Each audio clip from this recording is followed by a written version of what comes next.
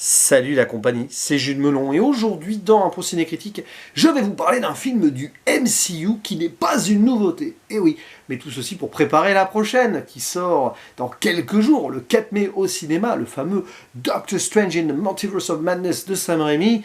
Et bien pour l'occasion, j'ai revu le premier Doctor Strange sorti en 2016 qui réunit au casting une belle brochette d'actrices et d'acteurs dans le rôle titre.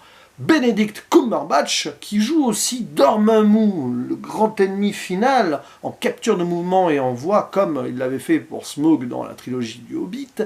À ses côtés, Tilda Swinton, Rachel McAdams, Chiwetel Ejiofor, Mads Mikkelsen, j'avais oublié qu'il était là, mais bon, on le voit pas mal maintenant, depuis quelques années au cinéma, ce grand acteur danois. C'est aussi la présence de Benedict Wong dans le rôle qui est revenu depuis pas mal de Wong. Et oui. Et donc, précision ultime, évidemment, je ne connaissais pas l'univers comics, donc j'ai découvert ceci sur grand écran. Et en fait, c'était le premier film que je voyais du MCU alors que j'avais entamé ma rétrospective avant. Il faut dire que je n'avais pas vu les Iron Man, Avengers et tout au cinéma, donc je m'étais fait toute une série. Et j'étais arrivé donc à peu près à cette époque de la sortie du Doctor Strange, premier du nom, au bout de cette rétrospective. Enfin bref, c'est le premier film que j'ai vu en actualité de cet univers, pour être un petit peu précis. Est-ce que j'ai été compréhensible? Peu importe, de toute façon parlons du film, c'est plus important. Et de son synopsis très simple, puisqu'il s'agit d'une origin story, très simple, bon bref, origin story quand même, d'un chirurgien très réputé et très imbu de sa personne aussi, le docteur Stephen Strange, qui voilà, est méticuleux, etc. Et il a toujours la possibilité d'aller au-delà même de certains diagnostics, et un beau jour, il prend sa voiture, il va trop vite, et il a un accident, et il perd l'usage de ses mains. Et là, c'est le drame pour lui, puisqu'il ne peut plus exercer son métier, son talent, comme s'il faisait de la magie d'ailleurs avec ses opérations. Et alors, il recherche des traitements et on va lui proposer quelque chose d'un petit peu spirituel au Népal. Et là-bas, il va rencontrer l'ancien, joué par Tilda Swinton, qui connaît la magie et les multivers. Je simplifie. Et donc, il va essayer de se faire accepter, elle va le rejeter une première fois, puis il va se faire accepter, il va devenir le nouveau disciple de cette personne qui est là depuis très longtemps. Et entre-temps, et ça c'est avant d'ailleurs qu'on voit pour la première fois le Doctor Strange, on se rend compte qu'un de ses élèves à l'ancien l'a trahi.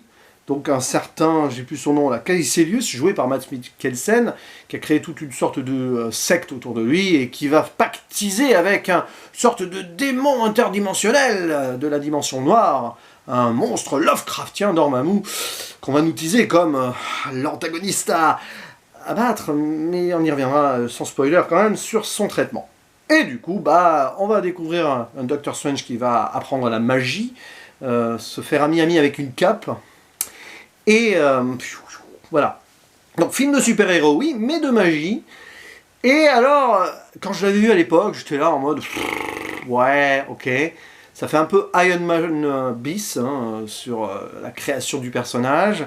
C'est vraiment dans les mêmes stéréotypes, mais autrement, parce que là, c'est pas la technologie, c'est la magie et les univers différents. Et là, en le revoyant, c'est marrant parce que depuis, le MCU et moi, on n'est pas potes. Quand même s'il y a des films que j'ai bien appréciés récemment, comme Shang-Chi.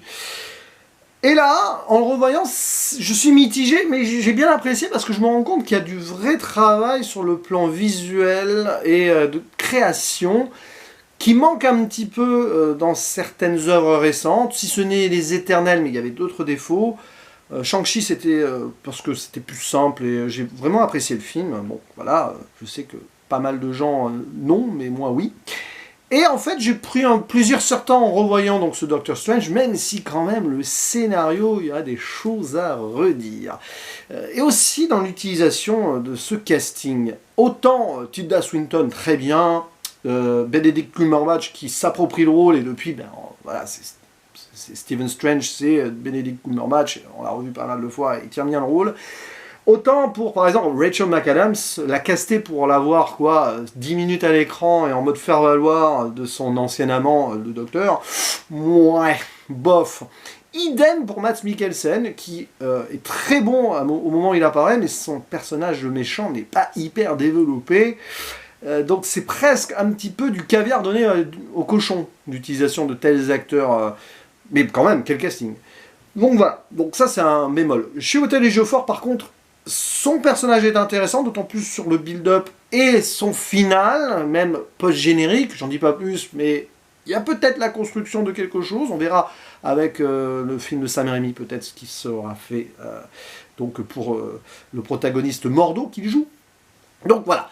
Après, donc, le scénario, la création de ce héros, ok, c'est un peu forcé, il y a des raccourcis. C'est très facile, mais ok, ça passe. Et l'utilisation de la magie et des univers, oui, il y a des choses remarquables sur le plan de la réal, avec des effets spéciaux qui passent, qui sont pas trop imbuvables, même si sur certains combats, quand même, le CGI est bien présent, on voit les doublures et tout. Et on utilise ce grand monstre extraordinaire, Lovecraftien, donc disais-je, même si c'est différent. Et sur la fin, j'avoue que je suis un petit peu frustré, même si je comprends l'idée de la boucle temporelle, sans en dire plus, pour ne pas spoiler. Ça reste quand même un truc qui aurait pu durer plus longtemps, pour le coup, ça fait 1h55. Et là, maintenant, beaucoup de Marvel, c'est plus de 2 heures, voire 2h30. Pour là, on aurait pu avoir plus pour un développement plus serein et plus creusé de certaines intrigues. Parce qu'il y a de la complexité derrière, avec ses origines spirituelles un peu au Népal, avec des livres machin qui sont inspirés de trucs qui existent ou qui auraient existé. Donc voilà, l'implication de la magie et des univers, où donc l'ancien explique à ce simple mortel tout ce qu'il pourrait faire ou pas, elle hésite parce qu'il a une grosse ambition, il est assez égoïste, mais il a le talent, il y a quelque chose d'inné chez lui, donc elle a envie de se redonner une chance après la trahison de son autre élève. C'est touchant et intéressant, on voit ici à quel point l'ancien peut potentiellement se fourvoyer, mais quand même elle va au bout de son truc, donc oui. Les utilisations du multivers, alors ici on utilise des tout petits trucs, il y a par exemple la dimension miroir qu'on a revu dans Spider-Man No Way Home, visuellement c'est extraordinaire, il y a des emprunts à Inception aussi quand par exemple les horizontales se font verticales ou l'inverse du coup, horizontales se font verticales, voilà. Ça j'aime bien parce qu'Inception moi j'adore, donc ça me rappelle des bons souvenirs, ça ne copie pas pour autant. Même si du coup il y a du Iron Man qui là pour le coup et vraiment on sent que c'est la base. Et puis il y a aussi une touche à la Matrix sur la spiritualité, aussi l'idée justement de ces autres univers où on peut faire des choses sans risquer quoi que ce soit. On a l'impression qu'à un moment elle va l'entraîner dans la matrice en lui montrant autre chose. Ça c'est bien aussi et c'est des hommages à la pop culture que les scénaristes et peut-être Scott Derrickson ont voulu mettre en avant, donc ouais, là je dis oui. Et on voit d'ailleurs que M. Derrickson vient de l'horreur, alors attention c'est pas flagrant, mais il y a des moments où quand c'est sombre dans la dimension noire, notamment sur ces protagonistes qui sont aspirés vers la fin, là aussi j'en dis pas plus, ouais, on sent qu'il vient de là. Et qu'il gérait aussi le blockbuster, parce qu'il avait réalisé le jour où la Terre s'arrêta, le remake, que j'avais apprécié sans plus, mais il faudra que je le revoie, il faudra que je vois l'original aussi. Voilà, et donc, ça passe bien, on se divertit, on a des implications intéressantes, il y a un peu de comic relief avec Wong et la cape, ça va, là ça ne dénature pas trop l'ensemble je trouve, ça reste assez sérieux et ouais, il y a quelque chose, on tente une originalité en utilisant cette magie et donc en insérant pour la première fois le multivers dans le MCU. Et donc j'aime bien ce stand-alone, c'est pas forcément le meilleur du MCU, mais c'est dans le haut du panier, selon moi, du moins pour les récents.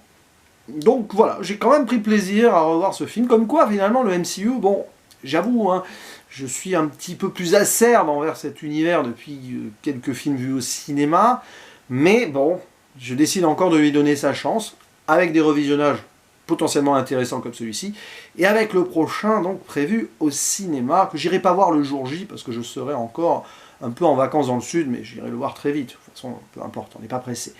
Donc, Doctor Strange, c'est un oui, alors c'est un petit 7 sur 10 quand même, parce que le problème du scénario qui croise vite les choses et qui approfondit pas, et c'est un peu stéréotypé quand même, c'est un peu relou, alors que ça aurait pu être autrement plus avec une autre envergure quand même, mais sur le plan visuel, sur des instants magiques et de dimensions autres, il y a du potentiel fort qui sera peut-être ultimement exploité par Sam Raimi sur la suite, en espérant que ça ne tombe pas trop dans le fanservice et dans les caméos qui risquent de rendre les choses très illisibles. Mais ceci est une autre histoire que je vous conterai bientôt, imaginons-le, probablement en un ciné critique, et oui. Je vous dis à la prochaine, n'hésitez pas à réagir en commentaire sur votre appréciation ou non de ce métrage. Ciao!